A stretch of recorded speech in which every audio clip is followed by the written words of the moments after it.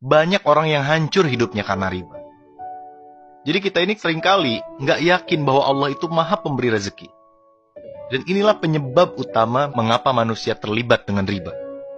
Alasannya biasanya sederhana aja. Kalau nggak nyicil, dari mana lagi saya bisa beli rumah? Padahal sudah jelas bahwa riba ini pasti akan menjadi masalah hidup kita.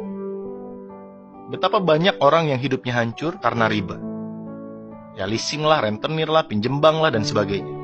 Lucunya, menyelesaikan masalahnya pun sama kembali dengan riba. Akhirnya, masalahnya meluas dan membesar, dan dampak terbesarnya biasanya siapa coba? Keluarga kita. Kan kasihan kan? Keluarga itulah yang akan pertama kali menjadi susah karena dampak riba yang kita lakukan. Nauzubillah min dzalik. Allah itu menguji kita dengan kesulitan, misalnya kesulitan ekonomi, karena Allah ingin melihat respon kita terhadap ujian tersebut.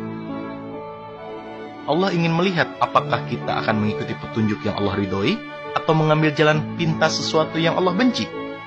Coba bayangin, andai saja kita sabar dan hanya bertindak sesuai dengan apa yang Allah ridhoi, yakinlah ujian kita itu akan lulus dan mendapatkan hadiah berupa solusi untuk terurainya masalah hidup kita. Tapi sayangnya nih, kebanyakan manusia selalu kembali memilih jalan yang Allah benci. Hingga akhirnya apa coba? Hidupnya semakin susah di dunia, dan semua itu belum ada apa-apanya dibandingkan ancaman Allah kelak di akhirat. Padahal, Allah pasti memberi solusi dan jalan keluar dari masalah hidup kita. Yakinlah, itu janjinya. Sungguh, sahabatku semuanya, Allah melaknat para pelaku riba beserta saksi-saksinya, atau mereka yang memahami dan mengetahui transaksi riba. Hai orang-orang yang beriman, janganlah kamu memakan riba dengan berlipat ganda dan bertakwalah kepada Allah, supaya kamu mendapatkan keberuntungan. Hai orang-orang yang beriman, bertakwalah kepada Allah dan tinggalkanlah sisa-sisa dari berbagai jenis riba, jika kamu adalah orang-orang yang beriman. Maka jika kamu mengerjakan riba, ketahuilah bahwa Allah dan Rasul-Nya akan memerangimu. Dan jika kamu bertobat, maka bagimu pokok hartamu.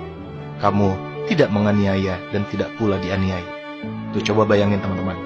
Allah dan Rasul-Nya akan memerangimu. Ini bayangin nih, kelak besok lusa di akhirat kita melihat Nabi Muhammad SAW, kita ingin memeluk Rasulullah, kita ingin mencium tangannya, kita mencintai dan merindukannya, tapi tiba-tiba Rasulullah mengangkat pedangnya dan berkata, "Engkaukah yang selama ini menantang berperang dengan Allah dan denganku?"